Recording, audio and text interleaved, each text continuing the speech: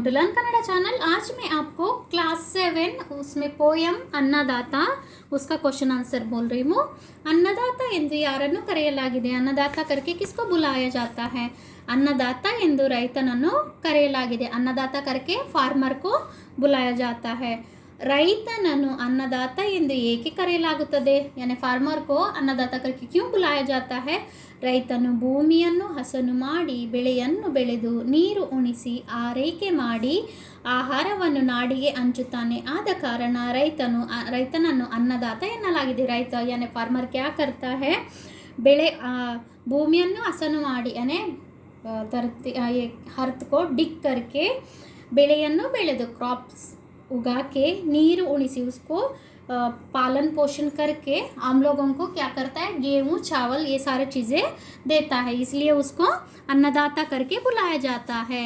अन्नदाता ಎಲ್ಲಿ ದುಡಿಯುವನು? ये फार्मर कहाँ काम करता है? अन्नदाता ಹೊಲದಲ್ಲಿ ದುಡಿಯುವನು यानी खेत में। ಹೊಲ इज द खेत।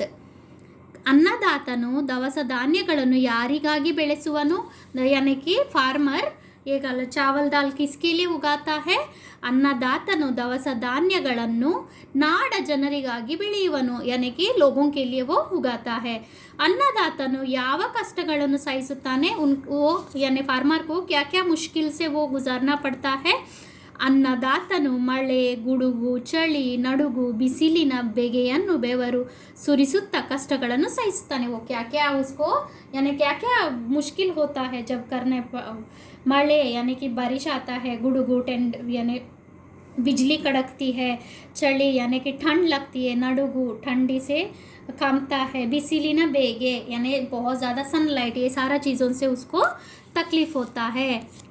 ರೈತರು ದೇವರಿಂದ ಪಡೆದ ವರ ಯಾವುದು? ರೈತ ಭಗವಾನ್ ने क्या वरदान दिया है? ರೈತನು ದೇವರಿಂದ ಗಟ್ಟಿ ದೇಹ ಮತ್ತು ದೊಡ್ಡ ಮನಸ್ಸು वरदानವಾಗಿ ಪಡೆದಿದ್ದಾನೆ। फार्मर हमेशा बहुत स्ट्रांग रहते हैं, वो भगवान ने उनको दिया हुआ है। अन्नदातನ ಗೆಳೆಯರು ಯಾರು? कौन अन्नदाता का फ्रेंड? ಗೆಳೆಯ is a friend. Who is a friend?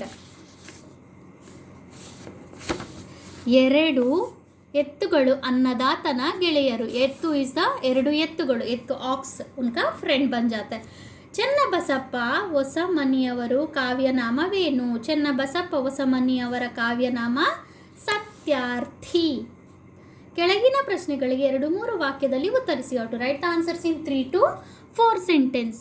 ಅನ್ನದಾತನು ಭೂಮಿಯನ್ನು ಹಸನು ಮಾಡಿ ಬೀಜವನ್ನು ಬಿತ್ತಿ ಗೊಬ್ಬರ ಹಾಕಿ ನೀರು ಉಣಿಸಿ ಆರೈಕೆ ಮಾಡಿ ಆಹಾರವನ್ನು ನಾಡಿಗೆ ಹಂಚುತ್ತಾನೆ। ರೈತ ಕಷ್ಟಪಟ್ಟು ದುಡಿದು ನಾಡಿನ ಜನರ ಹಸಿವನ್ನು ನೀಗಿಸ್ತಾನೆ। ಈ ರೀತಿ ಅನ್ನದಾತನು ನಾಡಿಗೆ ಸಹಕಾರಿಯಾಗಿದ್ದಾನೆ। ಅನ್ನದಾತ यानी कि इस यानी अपने को कैसा हेल्पफुल करता है? ಅನ್ನದಾತನು ಭೂಮಿಯನ್ನು ಹಸನು ಮಾಡಿ यानी कि खेत को डिग करके बीजವನ್ನು बित्ती उसमें बीज डाल के गोबर हाकि उसमें खाद डाल के नीरू उणिसी पानी दे के आरैके माड़ी ये सारा चीज़ें करके उसके बाद जो क्रॉप्स उगता है, जो चावल गेहूँ सब अपने को यानी फार्मर से ही मिलता है। इस तरह अपने को वो हेल्प करता है। ರೈತನು ಎಂತಹ ಕಷ್ಟಗಳನ್ನು ಸಹಿಸಿಕೊಂಡು ದುಡಿಯುತ್ತಾನೆ? ರೈತ यानी कि फार्मर को क्या क्या मुश्किल होता है? ऑलरेडी ये आंसर हो चुका है, I just read the answer. ರೈತನು ಮಳೆಯೇ ಬರಲಿ, ಗುಡುಗೆ ಬರಲಿ, ಚಳಿಯಾಗಿರಲಿ, ಬಿಸಿಯೇ ಇರಲಿ ಬೆವರನ್ನು ಸುರಿಸಿ ಕಷ್ಟಪಟ್ಟು ಸಹಿಸಿಕೊಂಡು ದುಡಿಯುತ್ತಾನೆ। ರೈತನನ್ನು ಯೋಗಿ ತ್ಯಾಗಿ ಎಂದು ಏಕೆ ಕರೆಯುತ್ತಾರೆ? योगी यानी कि रायता जो है वो बहुत नॉलेज भी रहता है, उसके बाद वो दूसरों के लिए त्याग करता है। वो ऐसा क्यों बुलाते हैं?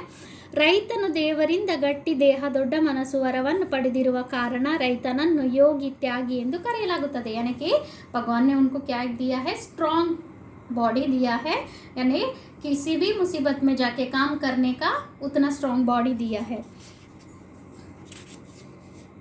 नेक्स्ट, ಎತ್ತುಗಳ ಜೊತೆ ರೈತ ಯಾವ ರೀತಿ ಸಂಬಂಧ ಹೊಂದಿದ್ದಾನೆ? हॉक्स के साथ ರೈತ यानी फार्मर किस तरीके से उसका फ्रेंडशिप है करके उत्तर। ಎತ್ತುಗಳು ರೈತನ ಜೋಡಿಯಾಗಿ ಹೊಲದಲ್ಲಿ ದುಡಿಯುತ್ತದೆ, ಕಷ್ಟ ಕಾಲದಲ್ಲಿ ಒಬ್ಬರಿಗೊಬ್ಬರು ಬದುಕುತ್ತಾರೆ। ಈ ರೀತಿ ರೈತ ಎತ್ತುಗಳ ಜೊತೆ ಸಂಬಂಧ ಹೊಂದಿದ್ದಾನೆ।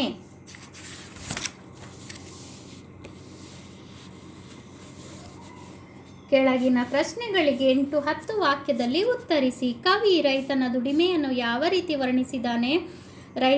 ಕವಿ ರೈತನ ದುಡಿಮೆಯನ್ನು ಈ ರೀತಿ ವರ್ಣಿಸಿದ್ದಾನೆ. ನಾಡಿನ ಜನರು ಮಾಡುವ ಊಟ ರೈತರ ಬೆವರಿನ ಫಲ. ಭೂಮಿಯನ್ನು ಹಸನು ಮಾಡಿ, ಬೀಜವನ್ನು ಬಿತ್ತಿ, ಗೊಬ್ಬರ ಹಾಕಿ, ನೀರು ಉಣಿಸಿ, ಆರೈಕೆ ಮಾಡಿ ಆಹಾರವನ್ನು ನಾಡಿಗೆ ಹಂಚುತ್ತಾನೆ. ಹೀಗಾಗಿಯೇ ರೈತನನ್ನು ನಮ್ಮ ದೇಶದ ಬೆನ್ನೆಲುಬು ಎಂದು ಕರೆಯುತ್ತಾರೆ. ಹೊಲದಲ್ಲಿ ದುಡಿದು ದವಸ ಧಾನ್ಯವನ್ನು ಬೆಳೆದು ನಾಡಿನ ಜನರಿಗೆ ಎಂದು ಬೆವರು ಸುರಿಸಿ ಬೆಳೆಯುತ್ತಾನೆ ಎಂದು ಕವಿಯು ವರ್ಣಿಸಿದ್ದಾರೆ.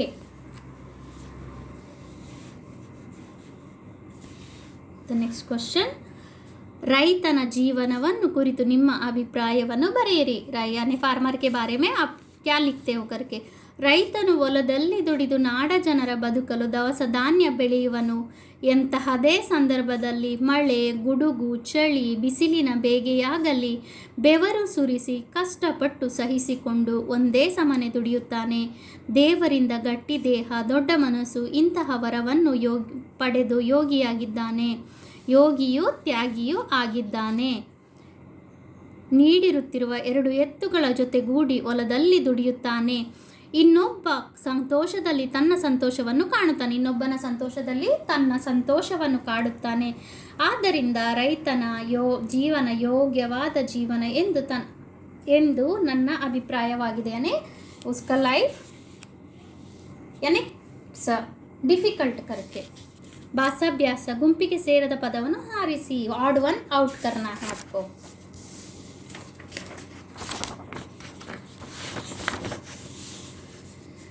ಚಳಿಗಾಲ, ಮಳೆಗಾಲ, ನಡುಗಾಲ, ಬೇಸಿಗೆಗಾಲ. ನಡುಗಾಲ ಇಸ್ ದ ಔಟ್. ಚಳಿಗಾಲ, ಮಳೆಗಾಲ, ಬೇಸಿಗೆಗಾಲ, ನಡುಗಾಲ ದೀಸ್ ಆರ್ ದ ಕಾಲಗಳು. यानी कि ನಡುಗಾಲ ಇಸ್ ದ ಔಟ್ करने का. ಎತ್ತು, ಎಮ್ಮೆ, ಹೋರಿ, ನಂದಿ.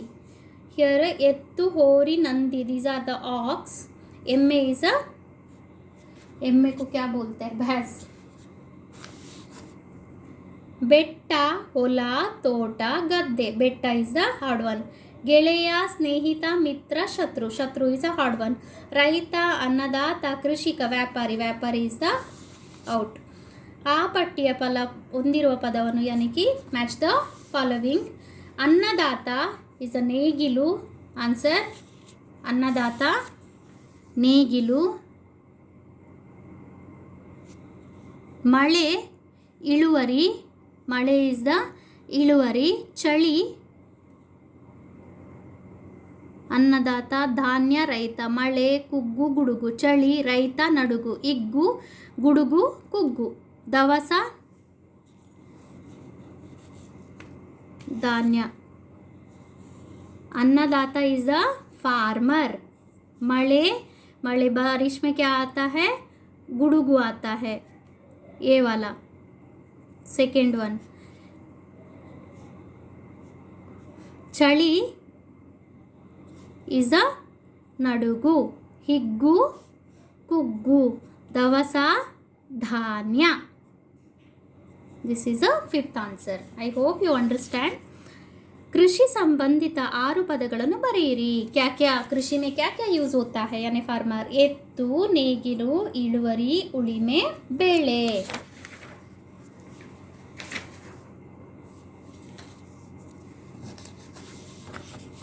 इसके बाद ರೈತ, ಕಟಾವು. ಅನ್ನದಾತ ಪದ್ಯದಲ್ಲಿ ಬಳಕೆಯಾಗಿರುವ ಪ್ರಾಸ ಪದಗಳನ್ನು ಆಯ್ದುಕೊಳ್ಳಿ. यानी कि ರೈಮಿಂಗ್ ವರ್ಡ್ಸ್.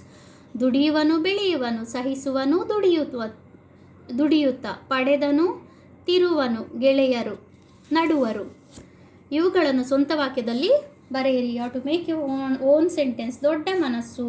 ವಿಶ್ವೇಶ್ವರಯ್ಯರವರು ಅವರ ತಾಯಿ ದೊಡ್ಡ ಮನಸ್ಸು ಮಾಡಿ ಓದಿಸಿದರು. ವಿಶ್ವೇಶ್ವರಯ್ಯ को अपना माँ यानी कि मुश्किल यानी कि ದೊಡ್ಡ ಮನಸ್ಸು ಬಡಾ ದಿಲ್ से ಪಡಾಯಾ है. ಹಿಗ್ಗು ಮಕ್ಕಳ ಆಟ ಪಾಠಗಳಲ್ಲಿ ಕಂದು ಮನೆಯಲ್ಲಿ ಹಿಗ್ಗು ತುಂಬಿದೆ. ತ್ಯಾಗ ಕರ್ಣನು ದಾನ ಮಾಡುವುದರಲ್ಲಿ ತ್ಯಾಗಿ ಎನಿಸಿದ್ದನು. ಬೆವರು ಸುರಿಸಿ ರೈತನು ಬೆವರು ಸುರಿಸಿ ಬೆಳೆಯುತ್ತಾನೆ. ಅನ್ನದಾತ ಅನ್ನದಾತನ ಬದುಕು ಇಂದು ಶೋಚನೀಯವಾಗಿದೆ.